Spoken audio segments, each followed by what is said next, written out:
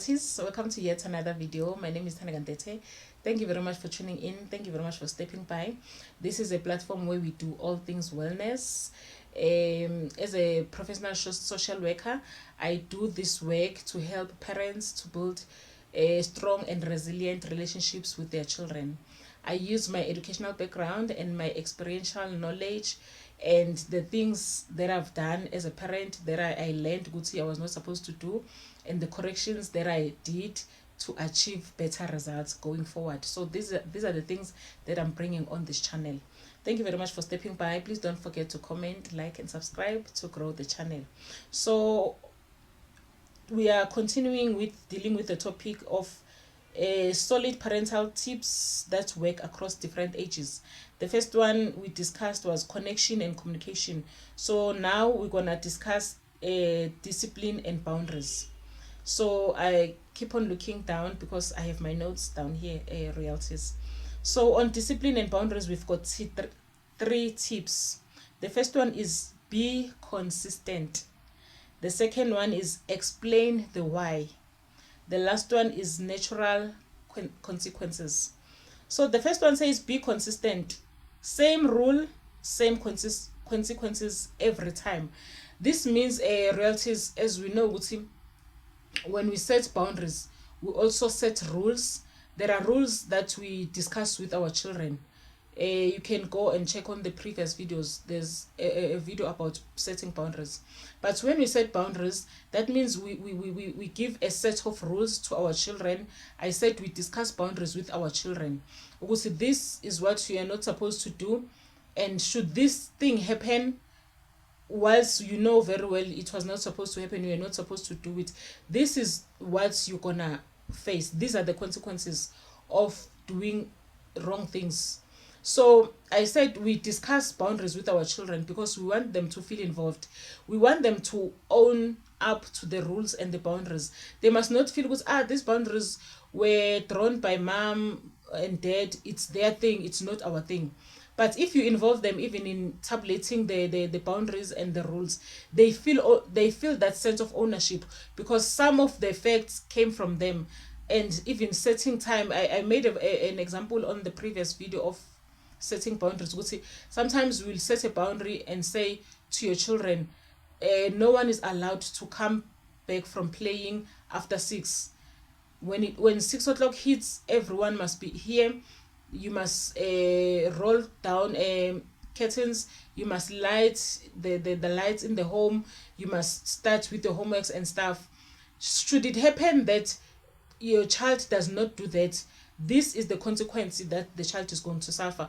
But it must not just come from you. It must also come from them, and you agree upon the consequence as a family. That will make your children to always remember, it's 6 o'clock, I'm not at home, this is the consequence I'm going to suffer. It will always be in their mind because they partook in tabulating those consequences and the boundaries. So this is what it says in terms of discipline and boundaries. It says be consistent. I also mentioned from on that video, when you set boundaries, you must be sure you are consistent. You must not just let things slide. Children know when you are setting boundaries and you are serious and you mean them. And they know when you are just setting boundaries but you don't mean them. And they're going to try to break the boundaries and push the boundaries back to see your reaction.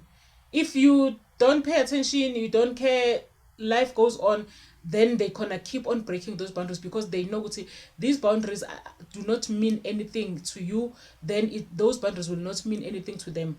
But when they try to tamper with the boundaries and they suffer the consequences that you agreed upon, then they will take those boundaries very serious. So when this point says be consistent, it means set boundaries, be consistent, and maintain them and sustain them, and work with your child based on those boundaries that you've set and even the consequences that they're supposed to suffer.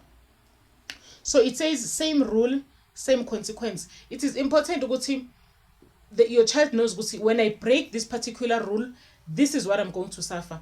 Let's say when they come back after 6 and they know they were not supposed to come back after 6, the consequence maybe is they're gonna wash dishes in that evening. Maybe it was not part of their chore, but because they broke the boundary, and came after 6, they're gonna wash dishes and mop the floor, the kitchen floor after dinner. Maintain that rule and that consequence. Don't change it. Maybe the next time they came back late, you say they're not getting pocket money for the next day at school. Do not change consequences. Maintain the first one until it makes an impact in their mind and in their heart, until they feel the pain of washing dishes every time they came back late from playing. They know what they're gonna wash dishes and they're gonna wipe the floor. Maintain that consequence, maintain that discipline. Same rule, same discipline for a very long time, until maybe they outgrow that kind of a punishment. That's the only time you can change. So the second one says, explain the why. Explain to your child, why does this rule exist in our family? Why do we set this boundary? Why do we choose to do things this way? You can say, this is an example. When you say, you explain the why. Let's say you tell your children, maybe you've got a number of children, and they're maybe young in age.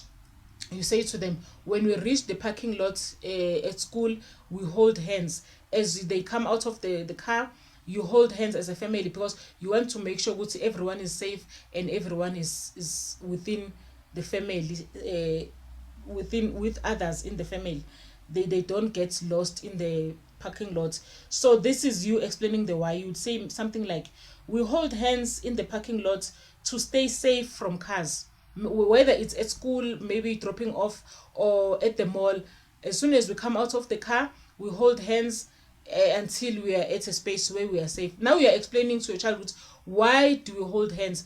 Why does this rule exist? So that they're gonna cooperate, they're gonna be happy and be excited to hold hands. They know what it is, a boundary that is set for their safety. It's not punishment or something else. It is a rule or a boundary that is set for their own sake. So it is important that we explain to our children, why does this rule exist in our family. So the last one says, natural consequences. Maybe you told your child, Guti, it's called, grab your jacket. Maybe you're going out, maybe for dinner or whatever the case, and they don't take the jacket. Now you're at the mall, it's cold, they're feeling cold. You'll remind them, Guti, you had an opportunity to get your jacket, but you did not listen when I tell you to get your jacket. Now look at you, you are cold. And there's nothing no one can do. You're going to stay cold until we get back home. That's the only time you're going to be warm. They must feel the punishment. They must feel the consequences. They must suffer the consequences, and they feel them. They feel those consequences. You must not say, oh, now my child is so cold, let me buy him or her jacket, let me give my jacket to her. The child is not going to learn to listen to you. They were supposed to listen to you when you said, grab a jacket in case it's cold where we are going, and they didn't listen to you. Now it's cold, let them feel the cold and suffer the consequences. And if they suffer like that, those are natural consequences. They are feeling cold, it's a natural, it's happening on its own. You are not punishing the child is being punished by the cold. Now it's cold, they didn't listen to you. That is how they are suffering the consequences of not listening. So I hope this makes sense, royalties. Thank you very much for staying up to this point. I hope you like the content. Comment and subscribe. See you on the next one. Bye bye.